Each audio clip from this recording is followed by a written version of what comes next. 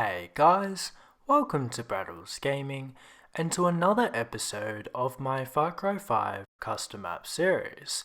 In this series, I feature the maps that I create in the Far Cry 5 arcade, and today we're going to be having a look at my latest multiplayer map. This is Uphill. Uphill is a Team Deathmatch map available to play on the Xbox One, and it is a super unique beach landing map. This goes away from the traditional style of beach landing maps in Far Cry, which by the way have been around since the first Far Cry editor. I think that beach landing maps across all types of first-person shooters are very popular. As we've recently seen with Battlefield 5, I know that game didn't do that well in terms of how successful it was with the fans. But in terms of bringing to life those Pacific battles or World War battles in terms of beach landing maps, that has also been a popular thing for many creators to do in the Far Cry map editors. And briefly, I'm going to be showing you guys the differences between my map and standard beach landing maps. And so to do that, I'm going to be showing you guys one of the best beach landing maps in Far Cry 5. This is Captain Hindsight's D-Day Dog Green map, or D-Day map. I'm not actually sure the exact name of it, but I'll put an on-screen endorsement so you guys can find that map yourselves. But Captain Hindsight made this map, and it is one of the most popular maps on Far Cry 5. Just in terms of beach landing maps go, but also in terms of maps overall. I think it was one of the first multiplayer maps in Far Cry 5. He made it very early in the game's release. And you'll see that in his beach landing map, it follows the same sort of style as much as most beach landing maps, where you have a beach that is, being sieged upon by the attacking team, which is normally the Americans, the Allied forces in World War II. And then you have a defensive position, and this is normally where, the Germans or the Turkish or, any of the Axis forces would sit. They would sit on top of the hills, and they would just basically rain down fire on the beach landing sort of factions. And so Captain Hindsight has taken historical accuracy and he's put it into his map by having a map where the attacking team spawn on the beaches in landing boats, and they basically have to charge up the beach, up the hill, and onto the defensive positions where the defending team sit. And the defending team have an outright advantage at first because they have mounted guns, they're on a higher position than everybody else, and so they have a very stark advantage compared to the attacking team. But once the attacking team are able to move beyond the beaches, the fight then is a little bit more balanced, as both teams are on the same position in terms of them both being at the top of the hill, and so the battle sort of evens out. Now, most beach landing maps are kind of in a rectangle sort of layout. Captain Hindsight's map is sort of like a hammer shape. It kind of looks a little bit like Thor's hammer in a way, but nonetheless, it's mostly like a rectangle. Now, as you guys can see here from my map is shaped in a C-shaped map, and this is very non-traditional, and the fight actually doesn't take place at the beach. I mean, I guess at some point during the gameplay there's going to be some sort of battle on the beach, but most of the battle is going to take place around this hill. This hill is definitely the center point of the map. I devoted quite a lot of time to the environment of this part of the map, and it's also the middle point of the map, so it's where I expect the two factions, Team 1 and Team 2, or the red and blue team in Far Cry 5, to meet each other in the multiplayer map when I do publish it. By the way, this map will be out about the same time that this video is released on YouTube, meaning you guys can play it and watch the video pretty much on the same sort of time schedule. Now that pretty much sums up the discussion for the layout of this map in terms of its uniqueness. Now I'm going to be breaking down the loadouts. Soon after, I'll be talking about the spawns as I introduce a very interesting spawning type of technique that can be applied to other multiplayer maps, but especially mine in this particular case in terms of, the map does have a little bit of a weird format. And then I'm going to be taking you guys through a official first person point of view, a tour from both the Vietnam point of view and the American point of view. So first person tour from the American point of view, that's going to be down by the beaches where they initially spawn. And then the Vietnam point of view from where they spawn up in the hillside fortress down to the beaches. And I'm basically going to tell you guys sort of countermeasures that I introduced to this map to try and make it balanced for multiplayer.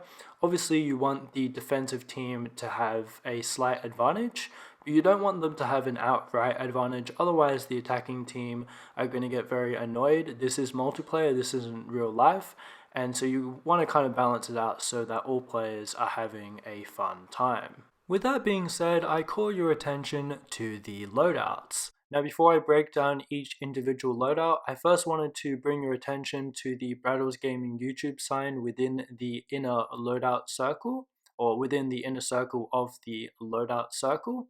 As you guys can see, did I just repeat myself? I think I did.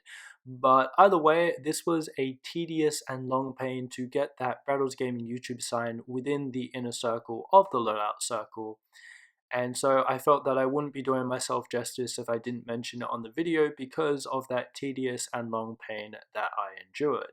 The loadout screen is the same as the map preview screen, and so there was no way that I could actually adjust the loadout circle to have the Braddles Gaming YouTube sign fit within it without having to individually go into the snapshot application within the map editor and then sort of guess and check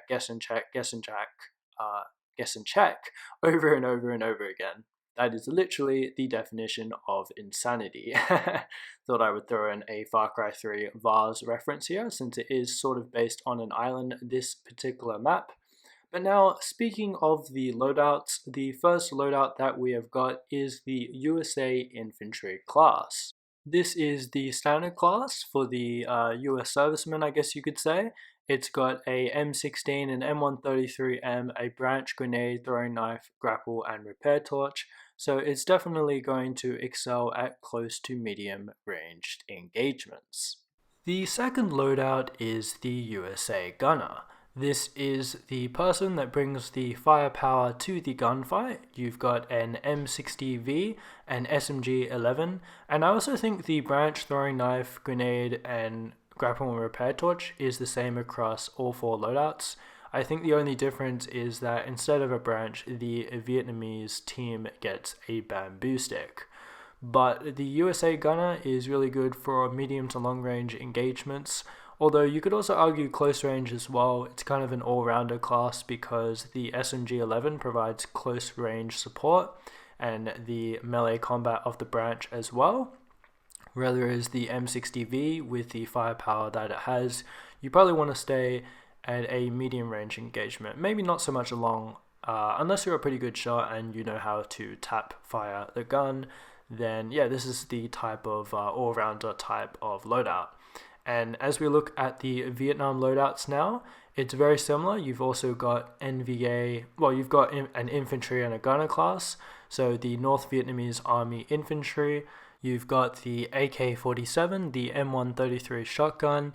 There is a difference. You've got Molotovs and dynamites, and then throwing knives, and a grapple and repair torch. So similar to the USA Infantry class, you're going to excel in close to medium ranged engagements. And then the Viet Cong Gunner class with the MG42, Scorpion, Bamboo Stick, Molotov, Throwing Knife, Dynamite, Grapple, and Repair Torch.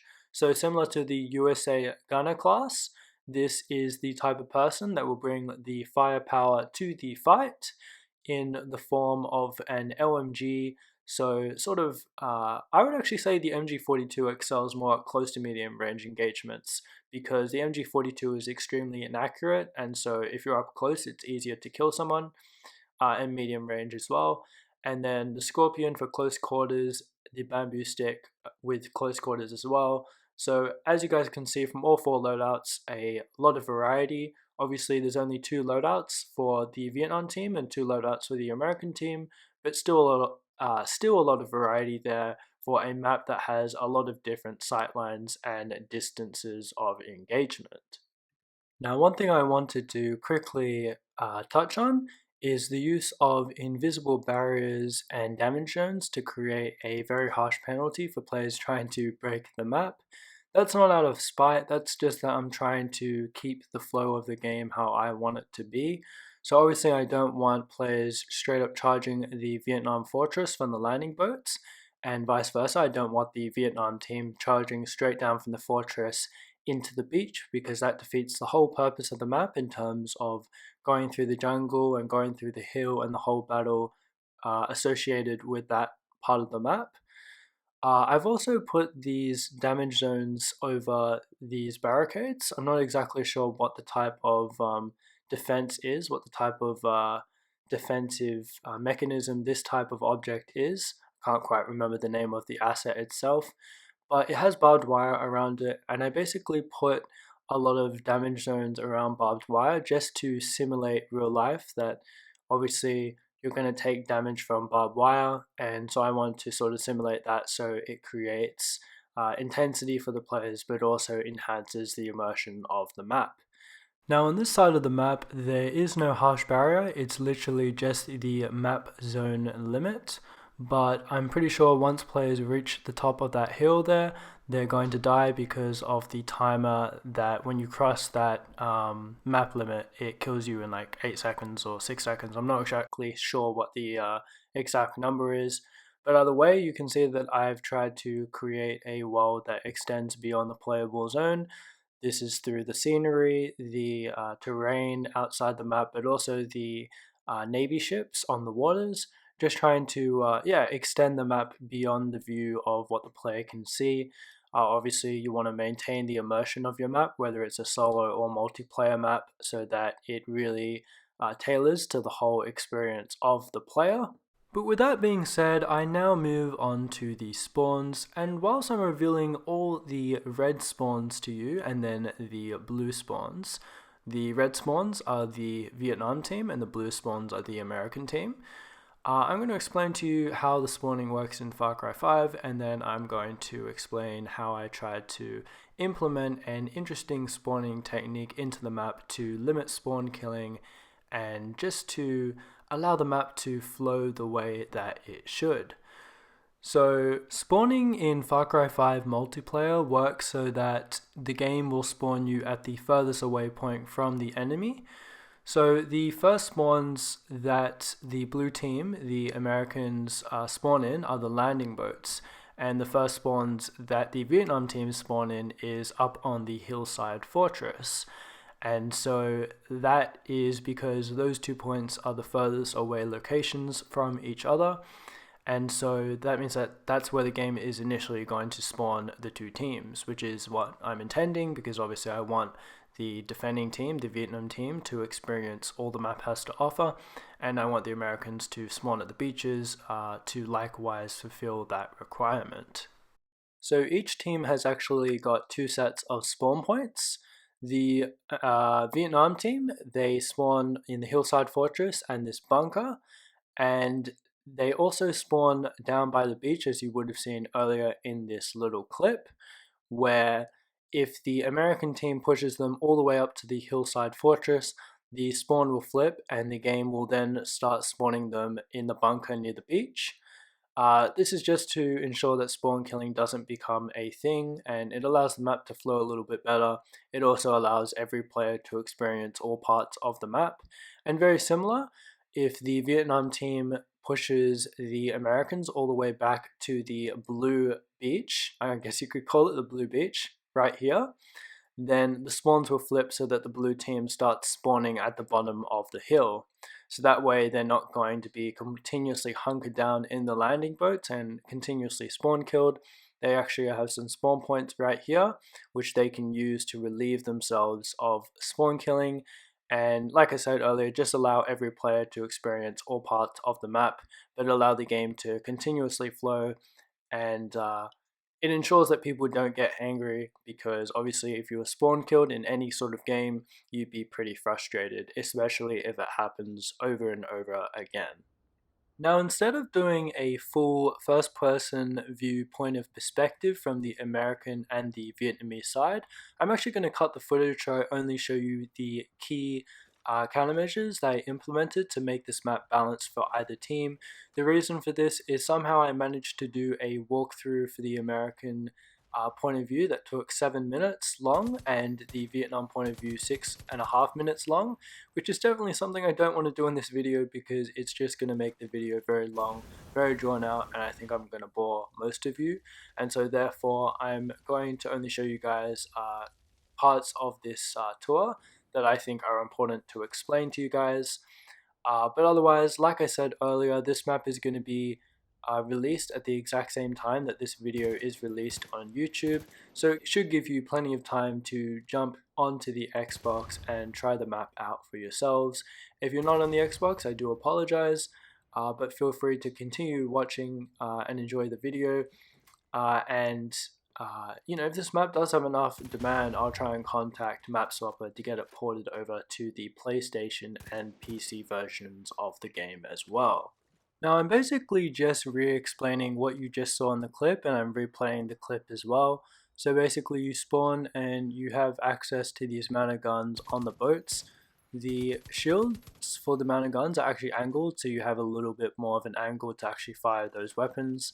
They're not really that great because they can still only fire just out of the landing boat, but they still give you an opportunity to deter any enemies from trying to spawn kill.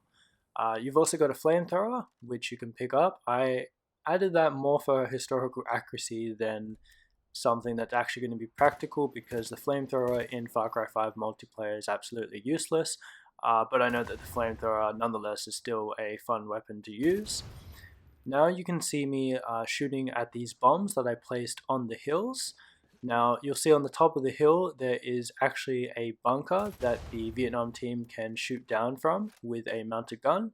So by shooting these bombs, it kind of gives you a temporary smoke screen for you to be able to use, so that you can get off the beaches undetected. Now, moving on to this next part, this is the jungle immediately after the beach. You have this house here, which can serve as a shooting point into the bunker from this position, or you can just use it as general cover. And then you can use the clothesline and the vegetation around this area to basically sneak past the bunker. Now, the bunker doesn't have any mounted guns in it, so it's not it's a fortified position, but it's not going to be outright overpowered. So you basically sneak past these artillery shell covers using the bushes and the artillery shells as cover, and you can basically sneak through the bushes and come up behind the enemy team and take them down, shoot them, take them down like you would in Far Cry normally, or in any Far Cry game, however you want to do it. There's also this top area as well, but I'm going to be explaining that later on when I go through the Vietnam walkthrough.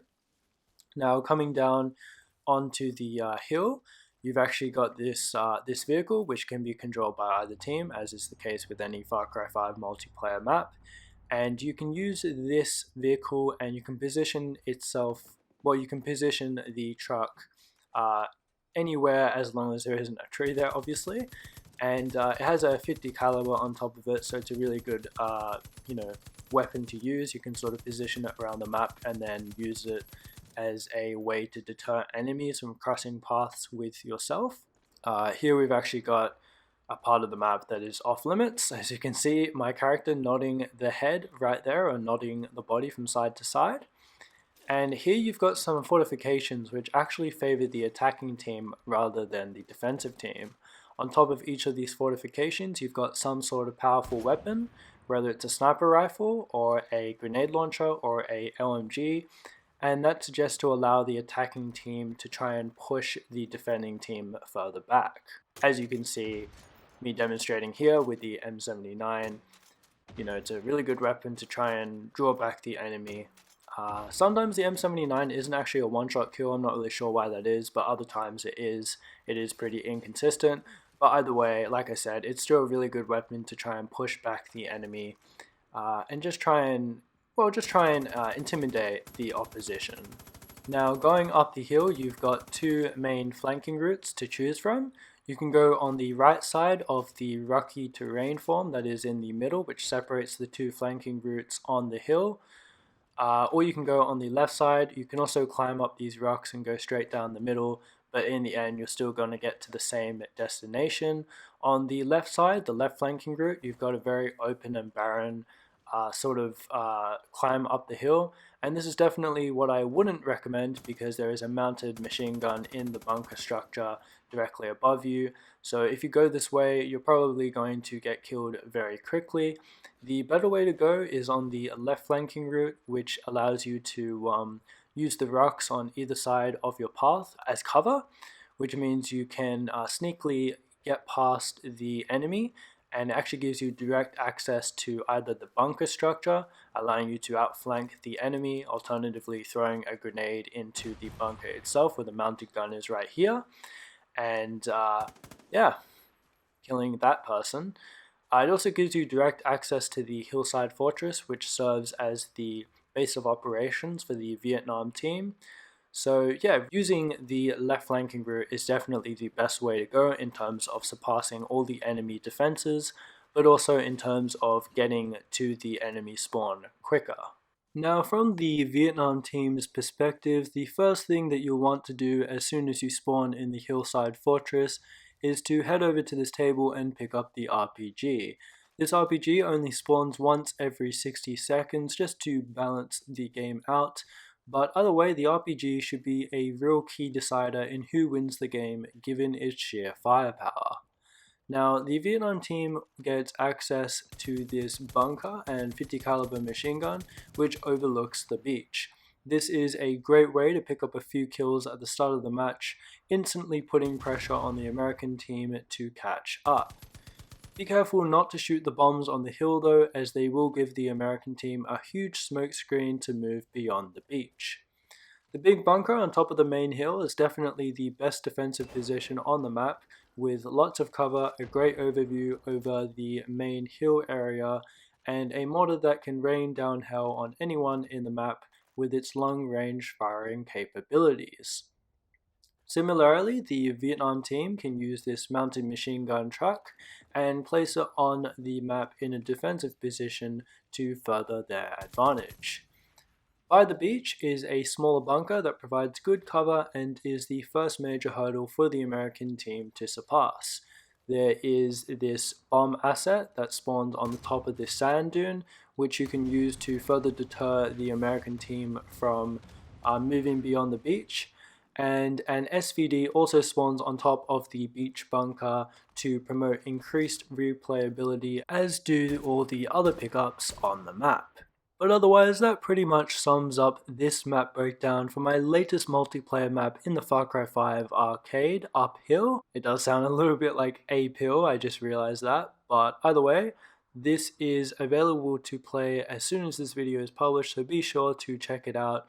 And please remember to subscribe, like, and hit the bell icon for future channel notifications if you're new around here, especially for this video, because it took a lot of editing. I edited it over 2 days. It took me several hours to edit, and just in terms of trying to get lots of views and likes for this specific video and any other videos that I post would be awesome to see, so I can continue to grow this channel. We can continue to grow this Braddels Gaming YouTube community so that we can continue to increase the support for the Far Cry franchise.